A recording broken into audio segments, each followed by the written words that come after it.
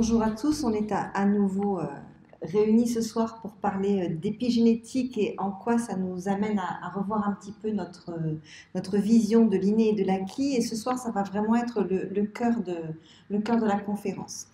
Donc, ça m'a été demandé tout à l'heure, je vais mettre effectivement mon support à votre disposition quand les 3 cours seront terminés. Et en fait, je m'enregistre pendant que je fais la présentation, donc vous aurez en fait des petits films à chaque fois, à la fois l'audio et le visuel. Donc aujourd'hui, nous allons nous intéresser à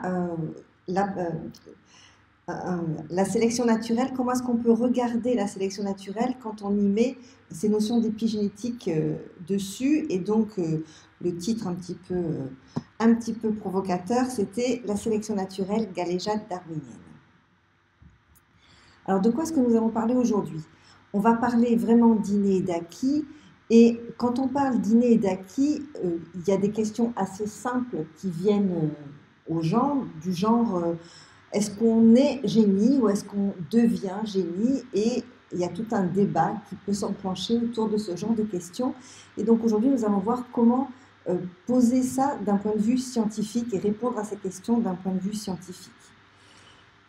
C'est une question, comme je viens de le dire, scientifique, essentiellement scientifique, et pourtant, elle anime la société tant d'un point de vue philosophique que d'un point de vue psychologique que d'un point de vue politique, et ce depuis très longtemps, et depuis des années et des années. Et donc, je vais commencer par juste vous donner 2 définitions sur lesquelles ensuite on va construire tout le reste. Qu'est-ce que c'est que l'inné? L'inné, on peut le définir de la façon suivante. L'inné, c'est ce qui est constitutif de notre nature, de notre être. Il peut désigner notre patrimoine génétique, cette fameuse bibliothèque d'informations dont on a parlé la semaine dernière, et plus largement tout ce que nous possédons à notre naissance. Et cette définition est relativement vague. Et puis, l'acquis, qu'on lui oppose assez fréquemment, désigne tout ce que l'homme apprend ou acquiert tout au long de sa vie par la culture, par la société, par la famille, par l'environnement, par ses expériences personnelles, etc. Et on oppose, comme je viens de le dire, l'acquis à l'inné. Alors je vais déjà apporter une petite nuance à la première définition. On va dire que l'inné, c'est ce qui est constitutif de notre nature dès notre conception, puisque nous avons vu la semaine dernière que notre patrimoine génétique, donc notre fameuse bibliothèque d'informations, dès la conception, elle peut être modifiée par l'environnement dans lequel évolue le fœtus. Et ces modifications épigénétiques dues à l'environnement peuvent effectivement avoir des conséquences, en particulier au niveau cognitif, sur la façon dont se développe le cerveau. Et donc dans ces cas-là, on voit bien déjà que dès la conception, on peut avoir des divergences entre ce que l'on... Pas des divergences, mais on peut faire évoluer de façon différente cette bibliothèque que l'on possède au départ dans la façon qu'on va avoir de nous en servir, de s'en servir en fonction de la façon de ce dans quoi on est baigné in utero. Alors, c'est Pierre-Henri Gouillon qui aime bien démarrer ses conférences sur l'inné et l'acquis par cet exemple-là, qui montre à quel point le débat est idéologique.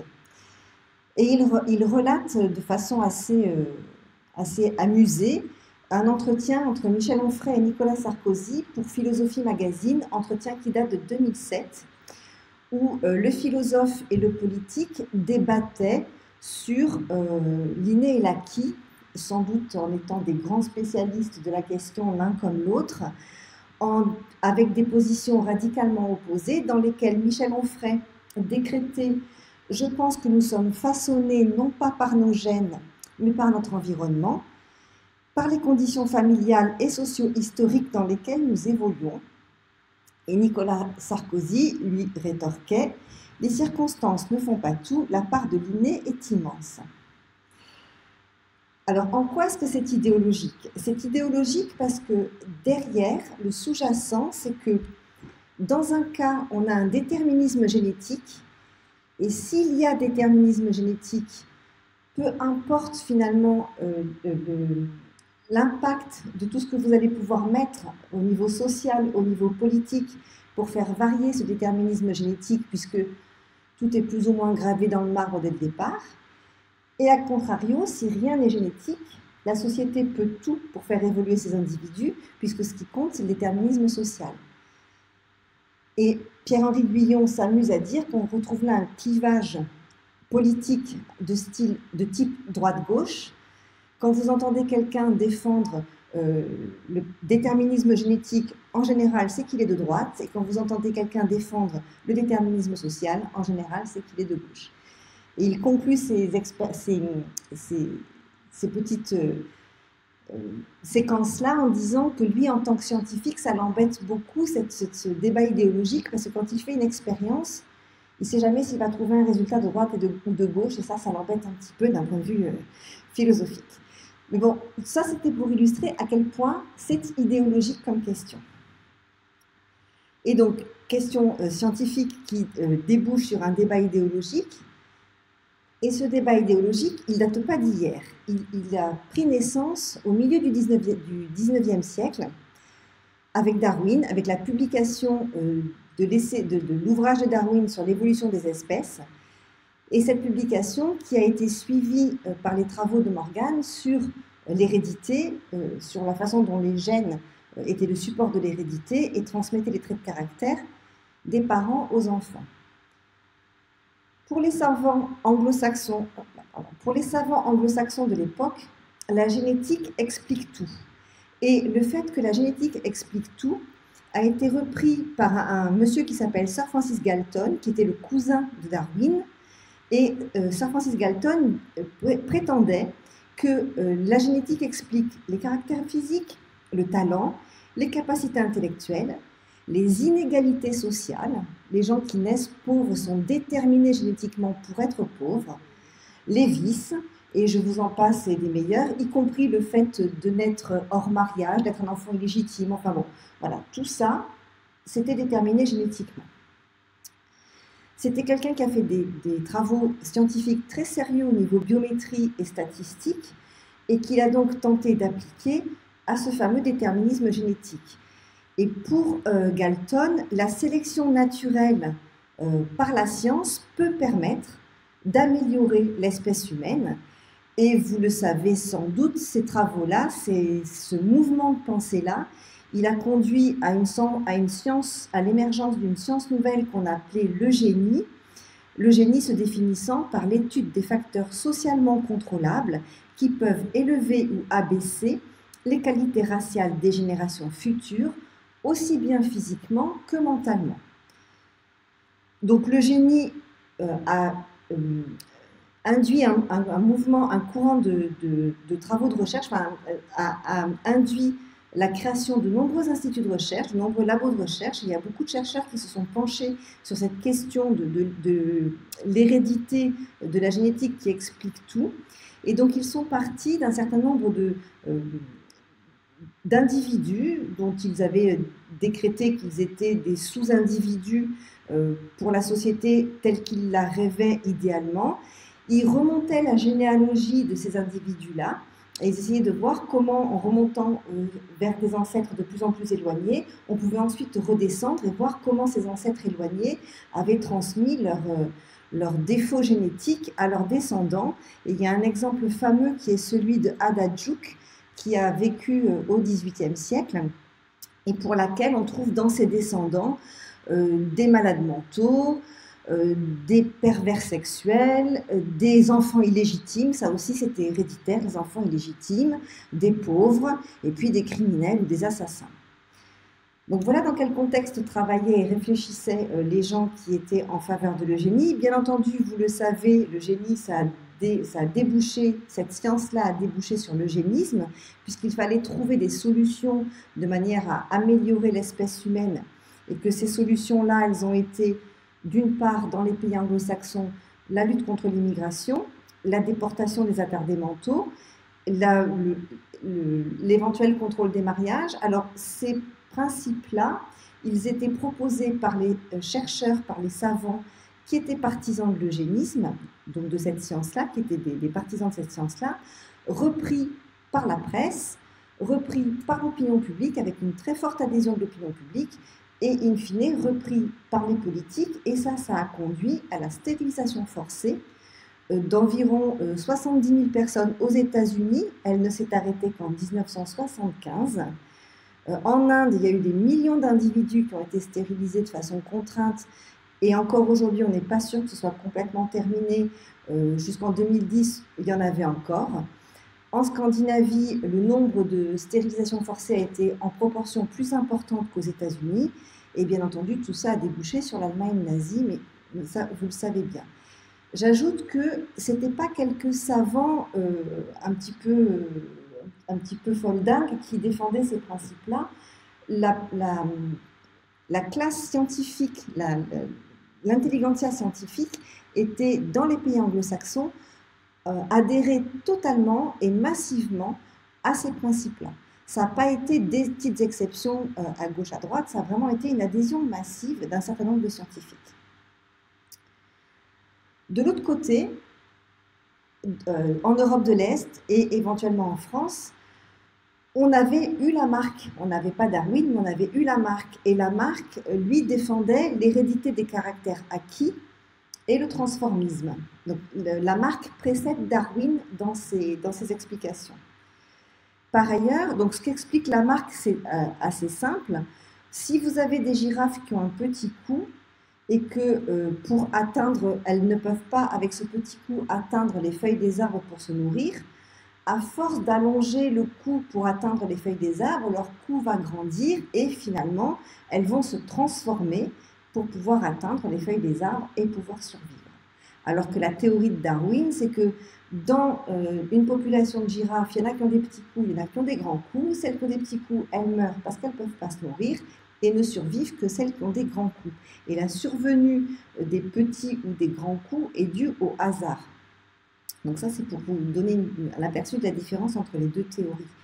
Donc en France et en Europe de l'Est, on avait Lamarck et on avait surtout, avec l'émergence de la pensée socialiste, de la pensée communiste, un rejet total de la génétique parce que la génétique allait à l'encontre du matérialisme historique qui était prôné par Marx et par Engels. Et donc, à l'Est de l'Europe, on voulait aussi améliorer l'humanité, mais pas par la génétique. On voulait améliorer l'humanité en améliorant les conditions sociales dans lesquelles vivaient les gens. Donc ce matérialisme historique, qu'est-ce qu'il dit? Il dit l'exact contraire de ce que disaient les partisans de l'eugénie. Il dit que l'histoire résulte des liens que l'homme entretient avec la nature. L'homme est le produit de son milieu. Et ces philosophes et ces penseurs-là étaient partisans de ce qu'on appelle la tabula rasa, donc le principe de la table rase. Quand un enfant naît, il repart à zéro, tout est effacé et il n'est le fruit que de son environnement. Donc si on change l'environnement, on change l'avenir de l'enfant. Et en fait, c'est le milieu social qui crée les différences. Donc dans les deux cas, que ce soit l'eugénisme ou le matérialisme historique, l'objectif c'est de trouver des solutions, et les solutions qui vont être trouvées par les pays de l'Europe de l'Est, c'est les coercitions sociales en grande partie, de manière à changer l'environnement de l'homme. Alors, pour conclure sur cette petite partie-là, pour vous montrer à quel point le débat il est idéologique entre inné et acquis, et à quel point les racines de cette idéologie-là, elles sont ancrées depuis un siècle dans nos façons de penser, Pierre-Henri Gouillon conclut en disant « À l'ouest, les généticiens stérilisent les pauvres gens, à l'est, les pauvres gens zigouillent les généticiens parce qu'ils rejetaient tellement les principes de la génétique qu'ils ont assassiné tous leurs généticiens, ou alors il a fallu qu'ils s'enfuient. » Et donc vous voyez que ce soit dans un cas comme dans l'autre, on n'a pas fait beaucoup avancer la question et on n'a rien résolu à la question qui nous intéresse aujourd'hui. Mais alors, de quoi parle-t-on aujourd'hui réellement? Est-ce qu'on parle de traits de caractère physique, comme la couleur des yeux, la couleur des cheveux, la taille d'un individu? Est-ce qu'on parle de capacités cognitives? J'ai démarré mon topo tout à l'heure en posant la question, est-ce qu'on est un génie ou est-ce qu'on le devient? Mais en fait, on parle des deux. On parle à la fois des traits de caractère physiques et des capacités cognitives. Je vous ai dit la semaine dernière que dès notre naissance, on héritait d'une bibliothèque d'informations qui est donc apportée par nos parents, qui est constitutive de nos chromosomes. Donc on reçoit ces 25 000 livres en héritage qui constituent notre génome. Et donc ces 25 000 livres que l'on reçoit en héritage, qu'est-ce qu'on en fait? Comment est-ce qu'on va les lire? Comment est-ce qu'on va les utiliser, les exploiter? Est-ce qu'il y a un déterminisme génétique, un déterminisme environnemental? Qu'est-ce qu'il en est de la façon dont on utilise cette bibliothèque? Alors, pour répondre à cette question, on ne peut pas répondre en disant tel trait de caractère, c'est de l'inné, tel trait de caractère, c'est de l'acquis. Pour répondre à cette question, les scientifiques aiment bien prendre l'image de l'ampoule.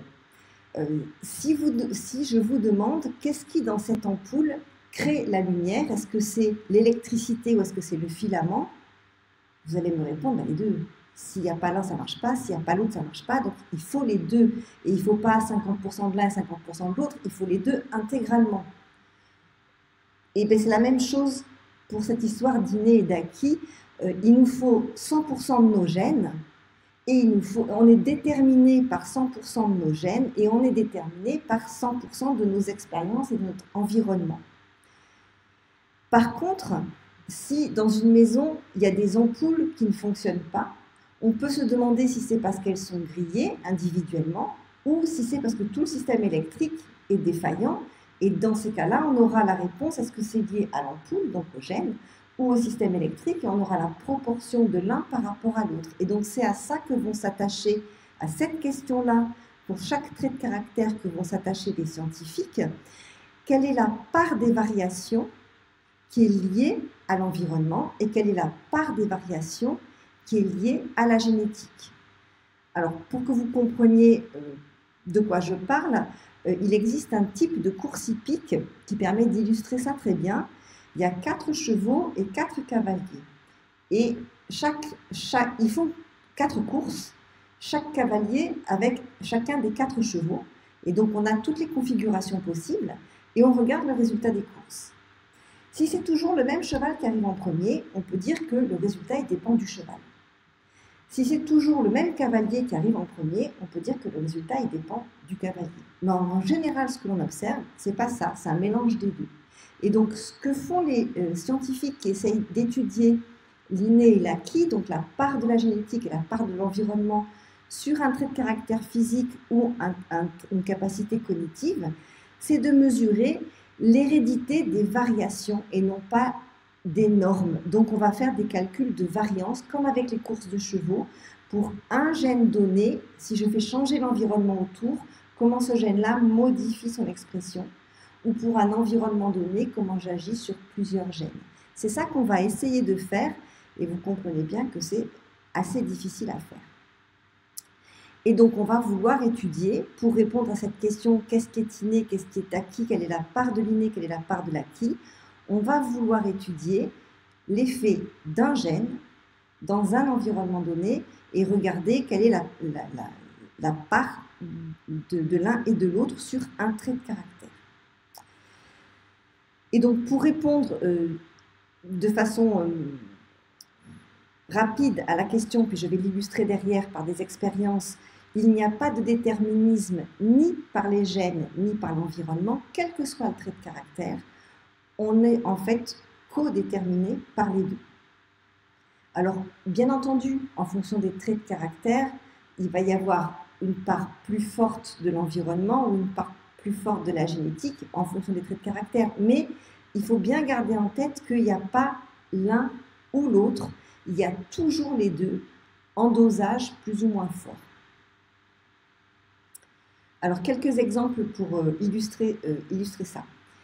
Le premier exemple que je vais vous citer, c'est une maladie génétique qui s'appelle la galactosémie. La galactosémie, c'est une maladie grave qui fait que les bébés à la naissance ne sont pas capables de digérer le lactose du lait. Ils n'ont pas le système enzymatique qui leur permet de digérer le lactose du lait.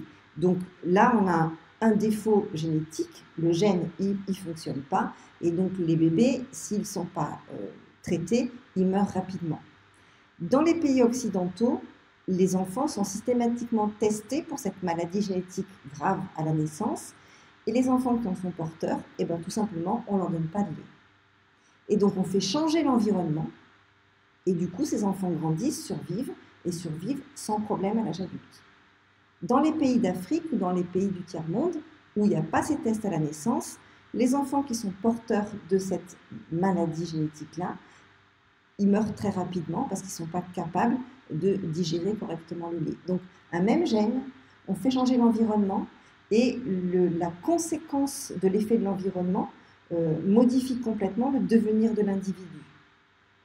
Autre exemple, l'obésité. Vous avez tous entendu dire il y a quelques années qu'on avait découvert les gènes de l'obésité, ou le gène de l'obésité. Donc je vous rappelle qu'on a tous la même bibliothèque de 25 000 gènes. Donc le gène de l'obésité, vous l'avez tous. Or, on n'est pas tous dans cette situation-là. Et ce fameux gène de l'obésité, nos ancêtres, qui vivaient il y a 10 000 ans, 50 000 ans, 100 000 ans, ils l'avaient aussi. Et là, je vous garantis qu'il n'y en avait pas des obèses parmi ces populations-là. Donc, ce n'est pas un gène de l'obésité, c'est un gène qui permet le stockage des matières grasses, qui améliore le stockage. C'est un gène qui, quand il est dans certaines configurations, améliore notre capacité à stocker les matières grasses. Mais comme notre environnement a changé, n'est plus du tout le même aujourd'hui, notre façon d'utiliser ce gène-là fait qu'on devient obèse. Ce n'est pas un gène de l'obésité, c'est un gène de stockage des matières grasses qui, avec le changement de l'environnement, modifie son mode de fonctionnement et nous fait trop grossir. Et puis, si vous vous souvenez, la semaine dernière, je vous ai aussi montré que notre bibliothèque, chez les abeilles, la bibliothèque de gènes, selon qu'elle est nourrie avec de la gelée royale ou pas, elle fait une ouvrière ou elle fait une reine. Donc là, c'est pareil, il n'y a pas de prédétermination génétique. Il y a une palette de gènes, il y a des livres qui vont être utilisés différemment selon qu'on nourrit l'abeille avec de la gelée royale ou pas. Et puis de la même façon pour le déterminisme du sexe des tortues, là c'est encore plus fort comme exemple, qui est fonction de la température. Donc dans tous ces exemples-là, on ne peut pas dire est-ce que l'obésité c'est acquis ou est-ce que c'est inné. Non, il y a une composante génétique et cette composante génétique, elle est sous influence de son environnement. Et cette influence de l'environnement, elle peut avoir un poids plus ou moins grand sur la façon dont le gène est utilisé par la cellule.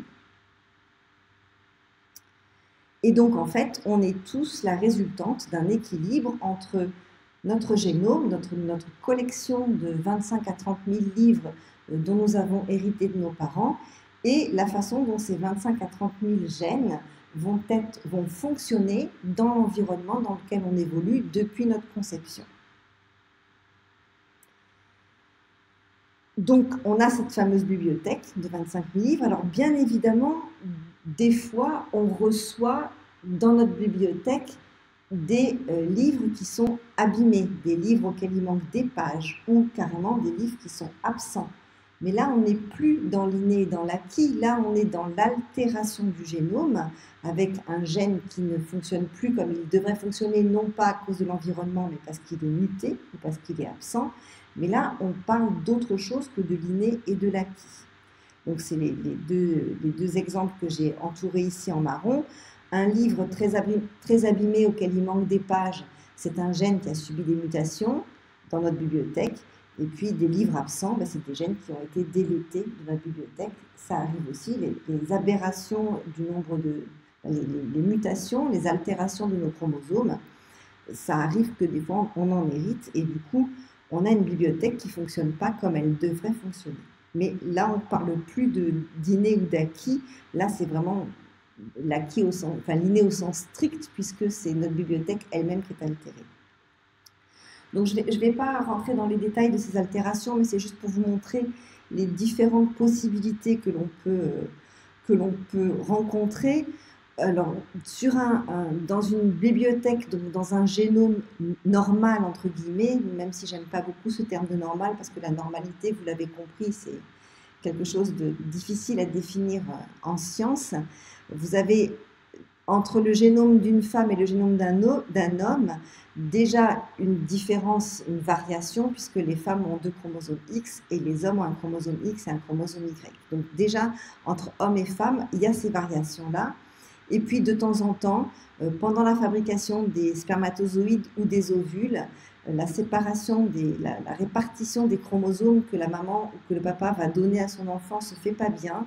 Et on peut avoir des trisomies, comme ici un exemple de trisomie 21. Donc dans ce karyotype-là, c'est une personne qui a 3 chromosomes 21 et c'est une femme qui a 3 chromosomes 21. Et puis je vous parlais de livres abîmés auxquels il manque des pages ou de bibliothèques dans lesquelles il manque des livres. Vous avez ici un chromosome normal, avec ici quelques gènes qui sont représentés dans la zone bleue. Et bien vous voyez que de temps en temps, il peut arriver que ces gènes-là disparaissent. Le chromosome est plus court, il y a une partie qui a disparu. On appelle ça des délétions. On peut aussi trouver l'effet contraire, des gènes qui sont présents en plus grand nombre. Alors, ce n'est pas plus de gènes, le nombre de gènes, il est défini et il ne peut pas varier, mais c'est un gène, au lieu d'être présent en une copie, il va être présent en 2, 3, 4, 5, 6, voire 10, 15, 20 copies. On appelle ça des duplications de gènes. C'est des choses qui peuvent arriver aussi, ça crée des anomalies chromosomiques. Et puis la dernière chose, c'est les mutations. Donc vous avez le gène qui permet de fabriquer, par la recette qu'il contient, une protéine normale, et lorsque ce gène est muté, on peut avoir 2 résultats, soit il n'y a pas du tout de protéine qui est fabriquée, soit il y a une protéine anormale qui est fabriquée. Je vous ai parlé tout à l'heure de la galactosémie. On est dans ce cas-là avec un enfant qui est porteur d'une mutation et qui est plus capable de fabriquer une protéine fonctionnelle. Oui. Donc, comme je vous le disais, dès la conception, chacun est doté de sa bibliothèque spécifique, et cette bibliothèque spécifique, elle va être utilisée par l'environnement dans lequel baigne l'embryon et le fœtus tout au long de son développement embryonnaire, et ensuite, après la naissance, tout au long de la vie, donc toutes les expériences qu'on peut faire qui vont moduler la façon dont on utilise cette bibliothèque et dont on s'adapte en fait à notre génome. Alors, qu'est-ce que l'épigénétique vient faire là-dedans, pour rejoindre un petit peu votre question, où on va essayer de regarder comment l'acquis devient l'inné, puisque finalement, la marque nous dit ça, la marque nous dit les caractères acquis deviennent héréditaires. Bon, sa théorie, elle était un petit peu, elle se résume pas à ça, mais sur cette partie-là, il y a des choses intéressantes dans ce que dit Lamarck et que rejetait Darwin. Alors, l'évolution des espèces, je vous l'ai raconté rapidement tout à l'heure, la version de Lamarck avec l'histoire du cou des girafes qui s'allonge parce que les girafes tendent la tête pour essayer d'aller brouter dans des arbres qui sont trop grands pour elles et qui finissent finalement par avoir un grand cou et être adaptées à leur environnement. Ou la version de Darwin qui dit que dans un troupeau de girafes, il y a des grands coups, des petits coups, et que seuls survivent les girafes qui sont parfaitement adaptées à leur environnement. Donc, c'est bien cette version-là qu'on a de Darwin, cette vision-là qu'on a de Darwin et de Lamarck. La sélection naturelle se fait par adaptation au milieu pour Darwin, alors que pour Lamarck, la sélection naturelle, enfin, il n'y a pas de sélection naturelle, chaque espèce subit des transformations tout au long de sa vie, et ces transformations, elles sont dues au milieu. C'est le milieu qui influence l'espèce pour qu'elle se transforme, alors que pour Darwin, c'est l'espèce qui est adaptée au milieu. Pour Darwin, les variations sont avant tout génétiques, alors que pour Lamarck, les caractères acquis peuvent devenir héritables et donc peuvent devenir génétiques. Si on résume les 2 théories de Darwin et de Lamarck, on se rend compte qu'elles divergent sur un certain nombre de points. En ce qui concerne l'origine de la vie sur Terre, pour Darwin, il y a une origine unique, il y a une cellule vivante primordiale d'où est sorti tout le monde vivant, par spéciation, par évolution, au cours des années, au cours du temps, alors que pour Lamarck, chaque espèce naît par génération spontanée, la vie arrive par génération spontanée, et ensuite le moteur de l'évolution pour Darwin, c'est la sélection naturelle, alors que pour la marque, cette génération spontanée se fait sous la forme d'un individu, d'un organisme très simple, qui se complexifie au fur et à mesure que le temps passe, donc tendance à la complexification. Et du coup, dans la vision de la marque, chaque espèce actuellement sur Terre est issue d'une génération spontanée d'une forme très simple il y a très longtemps, et ce sont des lignées parallèles qui se sont constituées pour former toutes les espèces vivant aujourd'hui sur la Terre, vision radicalement différente de celle que préconisait Darwin. Les modifications donc, des différentes espèces pour leur évolution, comme on l'a dit, pour Darwin, ce sont des variations spontanées héréditaires. Et donc ça, c'était assez difficile à comprendre à l'époque, de se dire que dans un troupeau, dans un groupe d'animaux d'une même espèce, tous les animaux ne sont pas identiques. Il y a de temps en temps des variants qui n'émergent pas ou ne deviennent pas majoritaires tant que le milieu ne change pas, mais ces variants pouvant devenir majoritaires si le milieu se met à changer. Alors que pour la marque, c'est si le milieu change, il fait changer les individus de manière à ce qu'ils restent adaptés à leur milieu.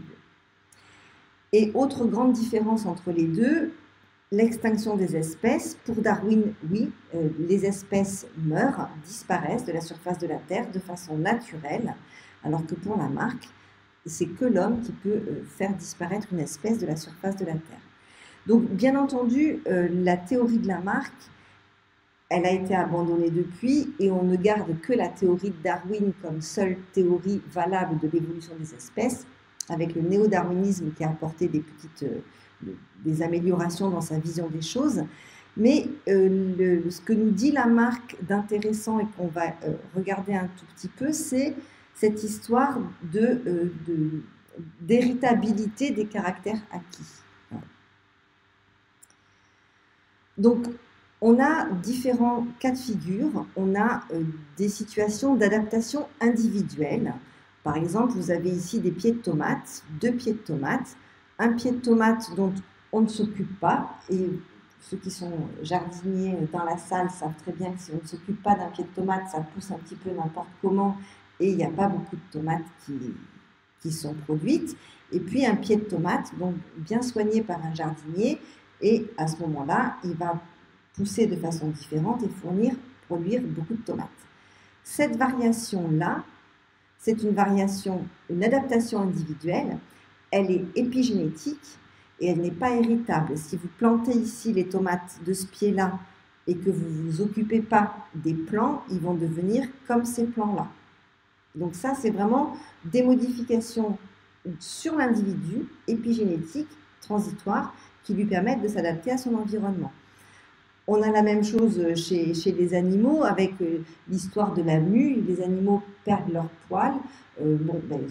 La perte des poils chez les animaux, c'est quelque chose qui est naturel, qui est spontané, qui est lié au changement du milieu. Quand il fait chaud l'été, ils perdent des poils pour avoir une moins grosse fourrure. Quand il fait froid l'hiver, ils fabriquent plus de poils pour avoir une fourrure plus épaisse. C'est des variations individuelles, des adaptations individuelles qui sont liées au climat. C'est de l'épigénétique, c'est des modifications épigénétiques de l'utilisation de la bibliothèque, et ce n'est pas héritable. De l'autre côté, on a tout ce qui est phénomène d'adaptation des populations. Donc là, on se retrouve dans le cas de Darwin, avec des phénomènes qui sont génétiques et qui sont héritables. Donc, je vais vous donner 2 exemples. Le premier exemple, c'est cette carte-là. Je ne sais pas si vous voyez bien. C'est la carte, en fait, de la population adulte qui peut boire du lait. Donc, enfoncer les endroits dans le monde où la population adulte est capable de digérer le lait, et en blanc ou en clair, les endroits dans le monde où la population adulte n'est plus capable de digérer le lait. Donc, ça n'a rien à voir avec la maladie dont je vous ai parlé tout à l'heure, c'est la capacité à digérer le lactose. Et cette capacité à digérer le lactose, elle nécessite une enzyme. Donc, elle nécessite que nos cellules aillent chercher le livre de recettes qui permet de fabriquer cette enzyme-là, et fabriquer l'enzyme. Et ça, tous les bébés le font bien. Quel que soit l'endroit où ils naissent dans le monde, tous les bébés le font bien. Heureusement, puisqu'ils ont besoin de lait pour grandir. Et puis, en fonction de l'environnement, donc les populations qui vivent au contact des animaux producteurs de lait. Chez nous, on a la Normandie, on produit du lait de vache, etc. Donc toutes les populations dans le monde qui vivent au contact d'animaux producteurs de lait et qui donc continuent à boire du lait, y compris à l'âge adulte, vont garder cette capacité à digérer le lait à l'âge adulte. Tous les endroits du monde où il n'y a pas d'éleveurs d'animaux producteurs de lait, les enfants boivent le lait de leur maman, le digèrent en tant qu'enfants, et puis au fur et à mesure qu'ils grandissent, il n'y a plus de lait dans leur alimentation, et donc leurs cellules referment le livre de recettes qui permet de fabriquer l'enzyme qui permet de digérer le lait, et ils ne savent plus digérer le lait à l'âge adulte.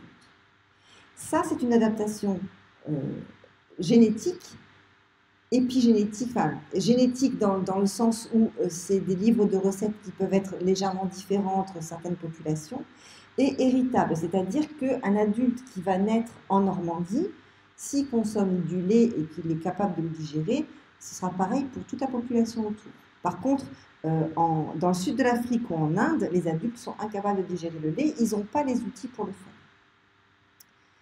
Et puis, il y a un autre exemple, vous voyez sans doute pas bien, mais c'est volontaire, c'est l'histoire de la phalène du bouleau. La phalène du bouleau, c'est un champignon, c'est un papillon.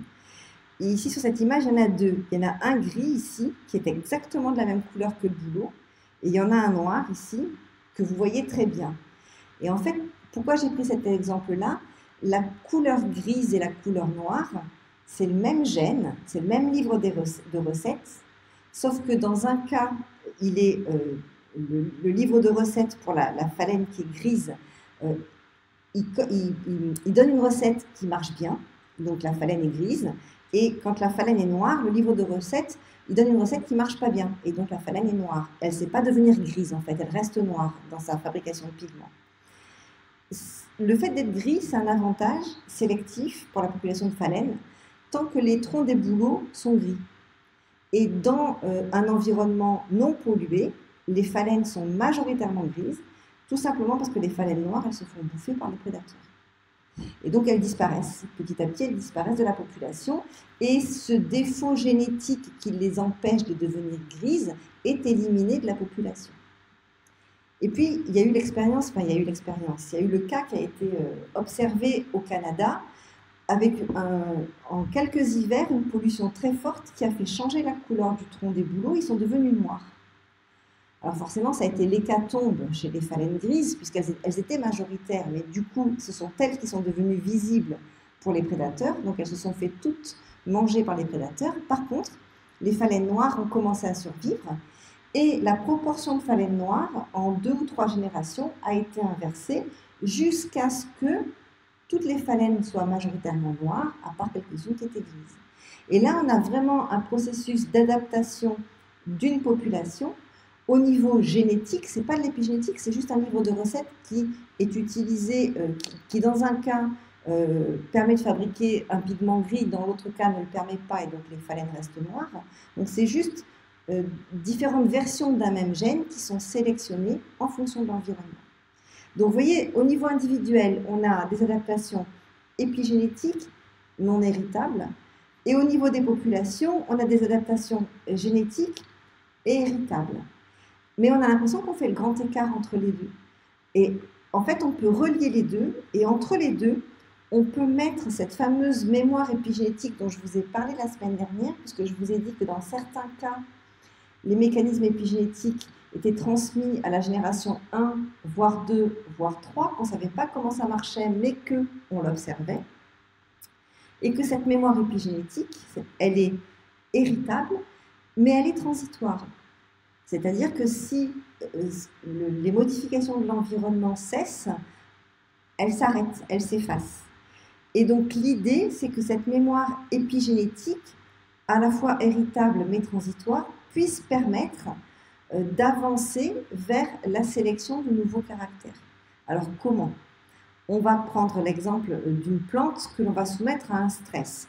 Comment est-ce qu'on soumet une plante à un stress dans un laboratoire? On l'irradie avec des infrarouges, on fait trop monter la température, on fait des blessures sur une feuille, enfin il y a plusieurs moyens de stresser une plante.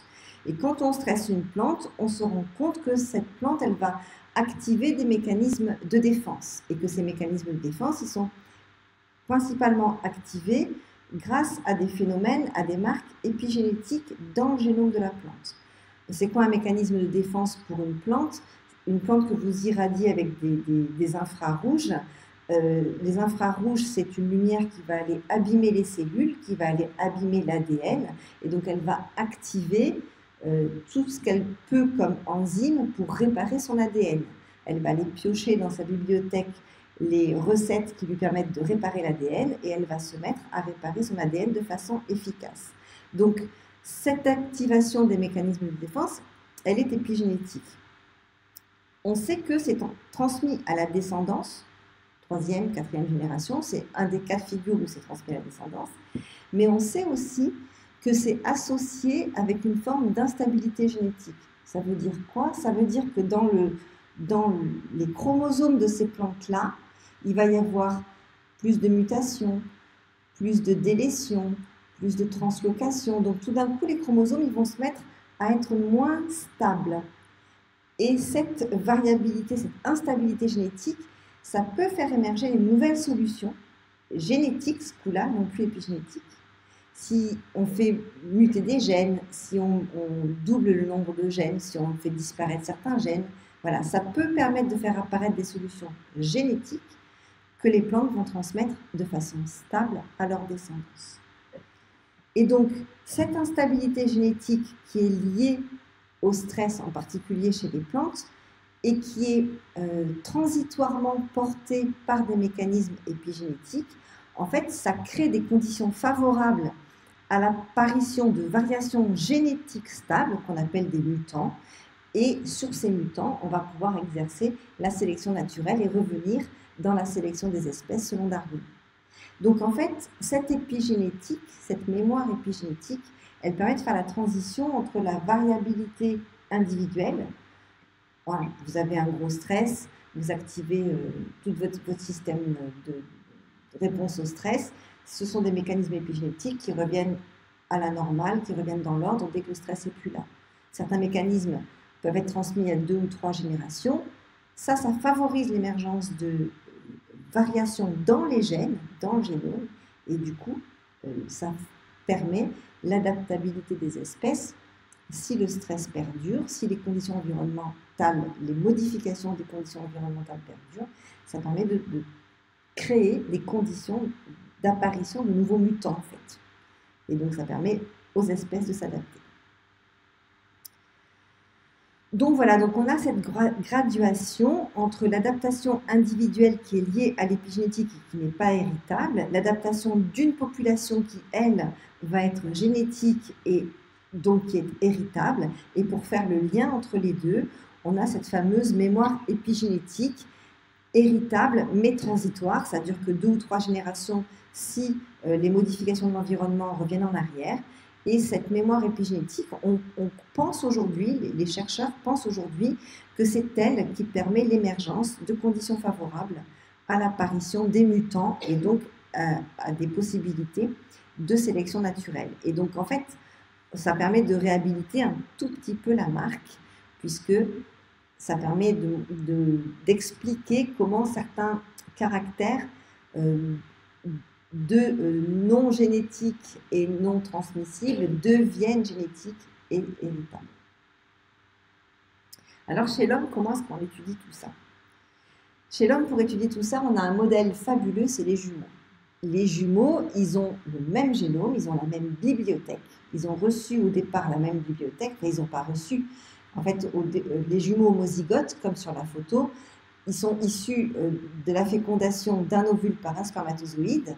Et lorsque l'œuf qui a été formé fait sa première division, donc donne 2 cellules, au lieu que ces 2 cellules continuent à se développer pour faire un seul embryon, chacune va devenir un embryon différent. Donc ils ont réellement exactement le même génome, la même bibliothèque, les mêmes informations au jour de leur conception. Génome identique, donc ça permet de se dire, si le génome est identique, la seule chose qu'on va regarder chez les jumeaux, c'est les variations de l'environnement. Si on a des jumeaux homozygotes qui sont élevés dans des environnements différents, qui sont placés dans des environnements différents, on va pouvoir mesurer cette part du génome et cette part de l'environnement sur leurs traits de caractère, leurs capacités cognitives, etc. Alors l'expérience, elle a été faite non pas avec des jumeaux à la naissance, mais avec des jumeaux adultes qui sont des astronautes de la NASA. Je ne sais pas si vous avez entendu parler de cette expérience-là. Il y en a un qui est resté sur Terre et l'autre qui est parti 1 an dans l'espace, dans la Station spatiale internationale. Et ça a servi de support pour faire des mesures. Donc ils ont fait tout un tas de mesures biologiques avant le vol, tout un tas de mesures biologiques pendant le vol, et puis tout un tas de mesures biologiques après le vol. Et en plus des mesures biologiques, il y a eu des mesures de capacité cognitive. Enfin, il y a eu tout un tas d'analyses qui ont été faites qui permettent de comparer 2 génomes identiques. On va dire qu'ils sont identiques, les génomes, d'un jumeau qui est resté sur Terre et d'un jumeau qui part dans l'espace. À quoi ça sert, allez-vous me dire, si ce n'est à comprendre cette notion d'inné et d'acquis et de faire la part des choses entre les deux? En fait, ça sert à une chose très précise pour la NASA. Vous savez peut-être que la NASA ambitionne de nous envoyer sur Mars, que pour aller sur Mars, il faut faire des vols très longs à travers l'espace, des vols de plus d'1 an, et on ne sait pas du tout comment le corps humain supporte ce genre de vol. Et quand on envoie des astronautes et qu'on mesure leurs paramètres biologiques à eux seuls, on n'a pas de point de comparaison. Là, avec un jumeau qui reste sur Terre, on a un vrai point de comparaison sur l'impact du vol spatial, sur la façon dont les cellules vieillissent, dont les capacités cognitives changent, etc. Donc, c'était l'idée. Et l'idée, c'est de mesurer l'effet de la gravité, des infrarouges, de l'alimentation et tout un tas d'autres paramètres sur le génome et la physiologie de 2 jumeaux homozygotes. Donc en fait, ce qu'ils ont fait, donc 2 sujets, un sujet qui va être toujours représenté en vert dans mes diapos à suivre, qui est resté sur Terre, et puis le deuxième jumeau qui est parti dans l'espace. Donc les analyses qui ont été faites sont des analyses biochimiques, des capacités cognitives. Ils ont aussi regardé l'épigénome, la façon dont certains gènes s'expriment, la façon dont le système immunitaire réagit à ces traitements-là, enfin à ces traitements-là, au vol spatial, la façon dont le métabolisme est modifié, dont le microbiote est modifié, les protéines, la physiologie, et puis j'y reviendrai sur les chromosomes aussi, la façon dont les chromosomes sont modifiés. Donc ils ont fait tout un tas de prélèvements avant, pendant, après le vol. Ils ont analysé tout ça et ça fait une foultitude de résultats. Le vol, il a été programmé en, ça devait être 2014-2015 et les résultats ont été publiés dans la revue Science en 2019, le temps d'intégrer tous les résultats. Alors une chose intéressante, c'est que la plupart des modifications dont je vais vous parler sont revenues à la normale, c'est-à-dire que les 2 jumeaux ont retrouvé les mêmes caractères, enfin, pas caractères, mais les mêmes dosages, les mêmes valeurs, les mêmes influences. Dès que celui qui est parti dans l'espace est revenu sur Terre, des fois ça a pris un petit peu plus de temps, mais globalement on observe un retour à la normale dès que le vol spatial s'arrête. Donc par rapport à ce que je vous ai dit avant, ce qui est observé là, ce sont des adaptations physiologiques à l'environnement. Le jumeau qui est parti dans l'espace, son corps s'est adapté à ce nouvel environnement, et ensuite quand il est revenu sur Terre, son corps s'est réadapté dans l'autre sens. Alors, on va regarder tout de suite les variations de l'épigénome. En quoi l'épigénétique est différente dans l'espace ou sur la Terre. Je vous ai dit la semaine dernière que les modifications dues à l'épigénétique, ce sont en fait des petites modifications chimiques que la cellule va aller déposer soit sur l'ADN, soit sur les histones. Donc, quand on veut évaluer la façon dont un épigénome change, on prend des cellules et on va juste aller regarder ces marques, si elles sont présentes ou absentes dans l'ADN des cellules que l'on regarde. Donc ce qui a été noté pour l'épigénome, c'est que si on regarde de façon globale, si on prend tout l'ADN de tous les chromosomes et on l'analyse, en globalité, il n'y a pas beaucoup de changements avec le vol spatial. Par contre, si on va un peu plus dans le détail, qu'on regarde à certains endroits du génome, sur certains gènes, on va voir qu'il y a des endroits qui sont très fortement modifiés dans un sens et des endroits qui sont très fortement modifiés dans d'autres sens, ce qui fait que ça se compense au niveau global, mais ces modifications fortes à certains endroits du génome signifient qu'il y a des gènes qui ne sont plus utilisés de la même façon par l'astronaute quand il est dans l'espace. Et ça revient à la normale dès que le vol est terminé. Alors, quels sont ces gènes dont l'activité est très modifiée par l'épigénétique dans l'espace? C'est tout ce qui concerne la coagulation du sang, l'ossification, la réponse aux ultraviolets et la façon dont les cellules se divisent, la façon dont elles se multiplient dans le corps. Toutes ces fonctions-là sont modifiées dans l'espace. Et après, ça revient à la normale quand on revient sur Terre. Alors, ça présente un intérêt par rapport à ce dont je vous parlais tout à l'heure, les voyages sur Mars. C'est que si le voyage dure trop longtemps, certaines de ces modifications-là peuvent entraîner des conséquences assez délétères en termes de fitness des personnes, puisque la réponse aux UV et la prolifération cellulaire, quand c'est complètement détraqué, ça favorise la survenue de cancer. Donc, c'est un petit point de vigilance que notent les auteurs de l'article, que si on prévoit des voyages interstellaires un petit peu longs, il faut quand même réfléchir qu'on va générer plus de cancer chez les gens qui partent. Donc, cette épigénétique qui varie localement, on la retrouve dans la variation de l'expression des gènes. Et alors, pourquoi est-ce que je vous ai mis cette image-là qui est assez incompréhensible pour des néophytes? Là, vous avez différents gènes. En fonction de leur niveau d'expression, ils sont rouges, bleus ou plus ou moins foncés. Quand un gène est fortement exprimé, il est rouge. Quand il est faiblement exprimé, il est bleu. Donc là, vous avez plein de gènes qui ont été testés et on mesure leur niveau d'expression pour le jumeau qui est resté sur Terre. Donc c'est cette partie-là. Pour celui qui est allé dans l'espace, donc c'est cette partie-là. Et on regarde comment ça bouge quand il rentre sur Terre. Et en fait, la césure, elle est là. Violet, il est dans l'espace. Jaune, il est revenu sur Terre. Chaque ligne, c'est un gène particulier. Et donc, ce qu'on peut voir, c'est que le retour sur Terre fait varier brutalement l'expression d'un certain nombre de gènes, puisqu'ils étaient assez fortement exprimés dans l'espace, et ils ne sont plus exprimés du tout quand il revient sur Terre. Et la césure, elle est très nette, très forte, très brutale. Et on l'explique par l'épigénétique, on peut faire recoller ça avec la diapositive précédente. Donc il y a vraiment des transformations à l'intérieur des cellules lorsqu'on passe d'un système où il n'y a pas de gravité à un système où il y a de la gravité. Ça modifie complètement la façon dont fonctionne notre génome, la façon dont les livres sont lus, dont les gènes sont lus. La gravité est importante pour une bonne lecture de notre génome. Autre zoom que j'ai voulu vous faire, c'est celui de la mesure des capacités cognitives donc, de ces astronautes.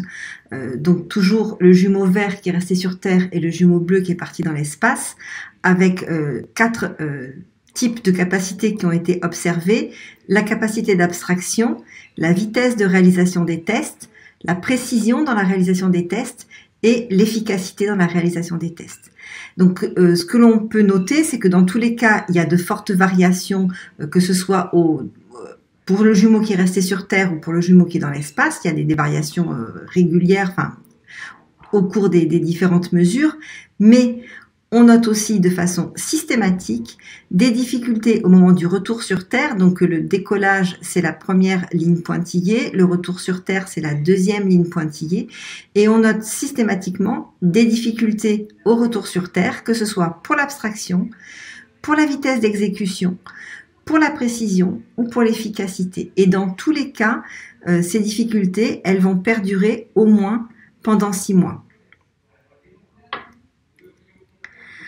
Dernier point, dernière chose que je voulais vous illustrer, parce que je trouve que cette analyse est assez intéressante à regarder, c'est la modification des chromosomes du jumeau qui est parti dans l'espace. Donc vous vous souvenez, les chromosomes, c'est l'endroit dans le noyau des cellules où est stockée notre bibliothèque d'informations, où sont stockés tous nos gènes, tous nos livres de recettes pour faire fonctionner nos cellules.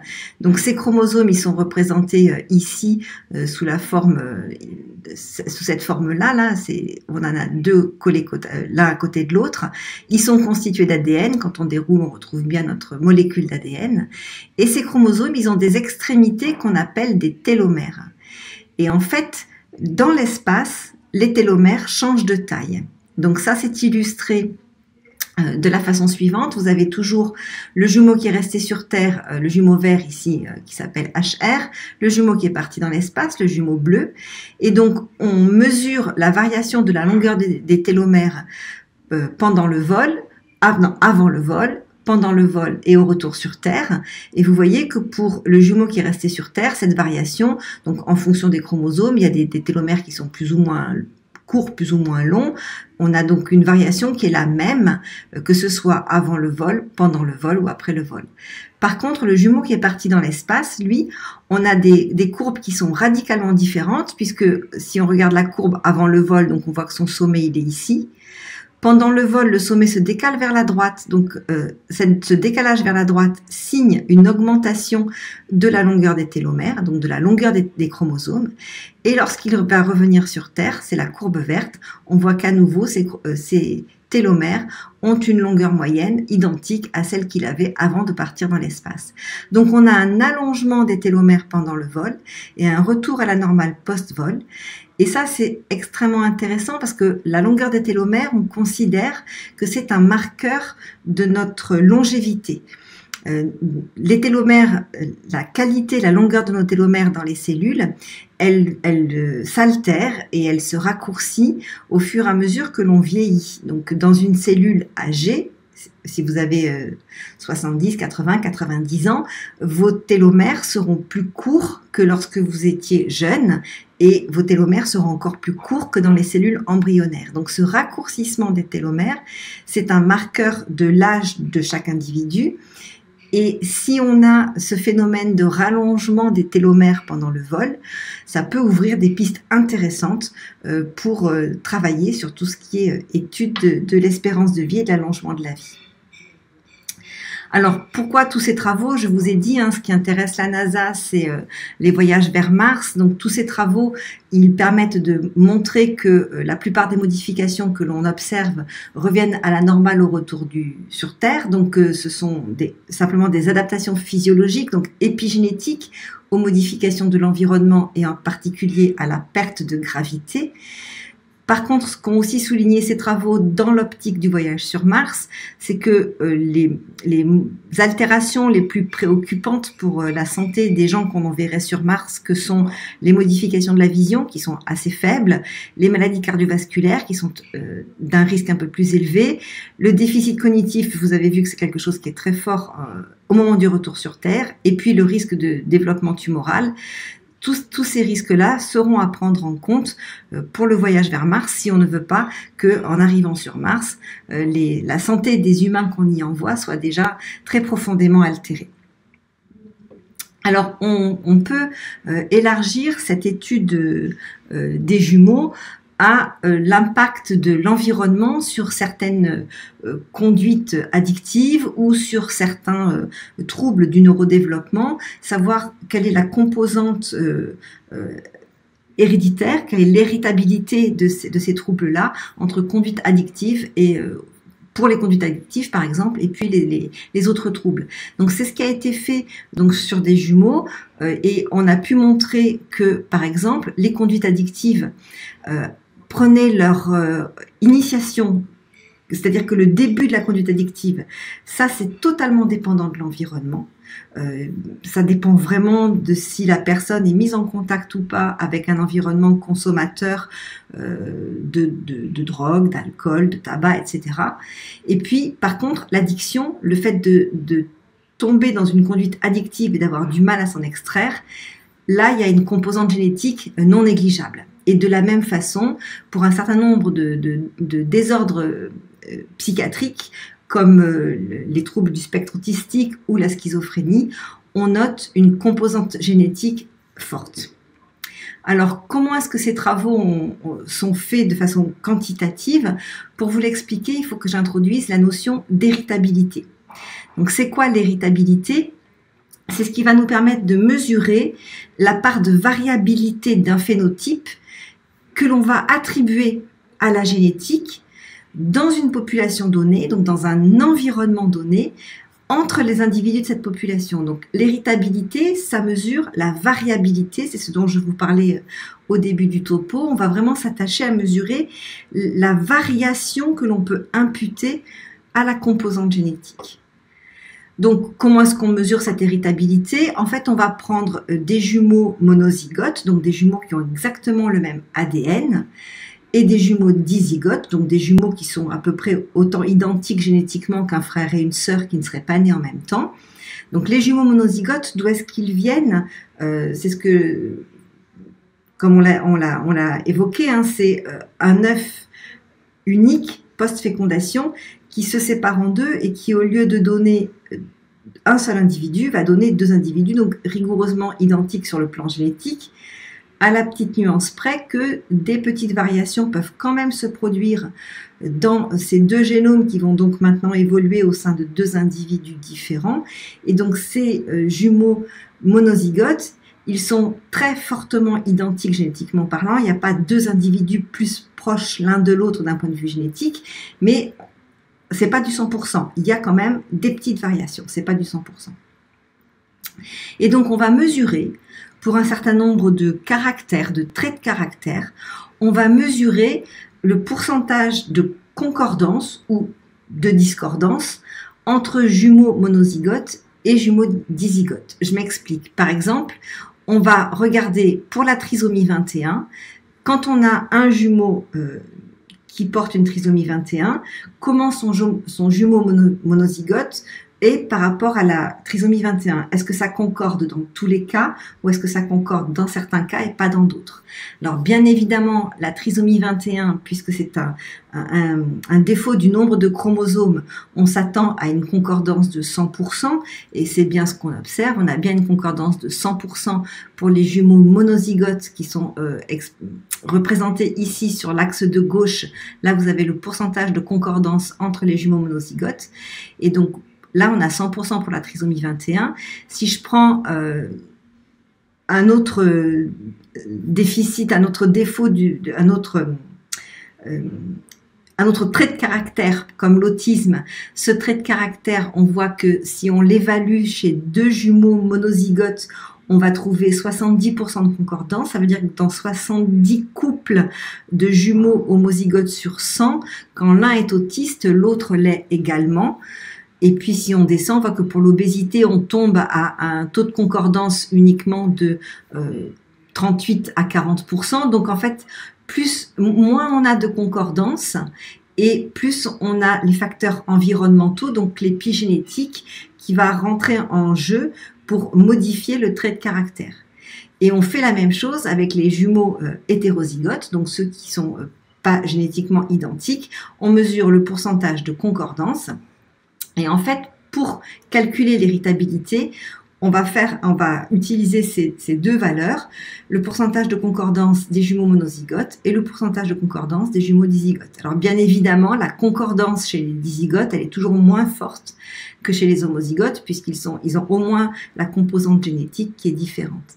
Et donc on peut calculer une héritabilité que l'on va noter H2, qui correspond donc à la part de concordance des jumeaux homozygote à laquelle on va retirer la part de concordance des jumeaux hétérozygotes. Et ça donne une mesure de la part génétique dans un trait de caractère. Encore une fois, une mesure de la variation liée à la part génétique dans pour un trait de caractère dans une population donnée à environnement constant. C'est vraiment très important de préciser ces autres paramètres. Donc, si on résume un petit peu ce que je viens de vous dire, l'héritabilité évaluée par l'approche Twin, elle peut elle donne des informations qui vont être complémentaires d'autres approches. La génétique, avec le séquençage haut débit qui nous dit que les vrais jumeaux peuvent avoir des génomes légèrement différents, c'est ce que je vous disais tout à l'heure, hein. Il y a un petit peu de polymorphisme, il y a des mosaïques cellulaires, mais il a été montré que ça a très peu d'impact au niveau des phénotypes. Et puis l'épigénétique, c'est tout ce qui va faire varier les traits de caractère que l'on peut trouver entre jumeaux monozygotes. Donc voilà, cette héritabilité par l'approche Twin permet de faire la part des choses entre la composante génétique et la composante épigénétique. Mais bien entendu, comme toute approche, elle a ses limites et il ne faut pas non plus vouloir faire dire parole d'évangile à cette approche de mesure d'héritabilité par les jumeaux. Pour conclure, ce que je voulais vous dire, donc, c'est bien entendu de faire attention à la dimension idéologique de la question que l'on a traitée aujourd'hui, inné, acquis, quelle est la part de l'un, quelle est la part de l'autre. Et d'ailleurs, je vous dire aussi qu'aujourd'hui, le concept d'inné et d'acquis est un concept qui est largement dépassé, qui n'est plus utilisé par les scientifiques. On va bien prendre en considération que chaque personne est la somme à la fois de 100% de ses gènes et de la totalité de ses expériences et de ses conditions de vie, donc de son environnement. Donc on a bien cette multi-composante dans chacun d'entre nous, mais que pour chaque caractère, on peut éventuellement mesurer cette part d'héritabilité dans des conditions strictes d'expérimentation. Et cette héritabilité, c'est vraiment une mesure de la variabilité qu'apportent les différences génétiques dans un environnement donné. Alors, la question qui vient en général à la suite, c'est l'instinct dans tout ça. C'est quoi la composante? C'est quoi l'héritabilité, la génétique, l'inné, l'acquis dans l'instinct? L'instinct, on en parlera la prochaine fois. C'est pour ça que je n'ai pas abordé la question aujourd'hui. Et je vous remercie de votre attention et je suis prête à prendre vos questions.